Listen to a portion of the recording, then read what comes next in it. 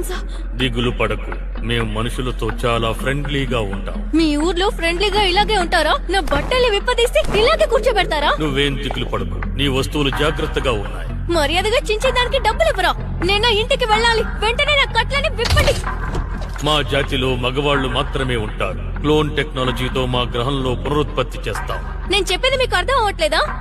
మా గ్రహంలో మా జాతికి చెందిన వాళ్ళందరూ అచ్చం ఒకేలా ఉంటారు. అంతేకాకుండా మాకు బేసిక్ ఎమోషన్స్ ఉండవు.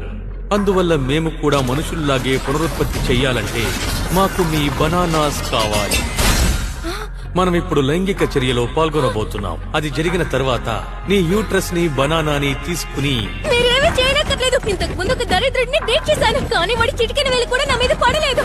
మిస్టేక్ ఏం లాంటి వాడితోనే నేను నా కన్యత్వాన్ని కోల్పోతాను. మీలాంటి ఏలియన్స్ కి నేను ఛాన్స్ ఇవ్వనురా.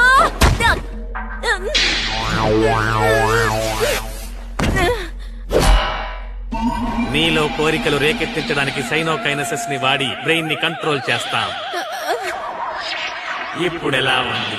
మీ శరీరంలో వేడి పెరిగిందా?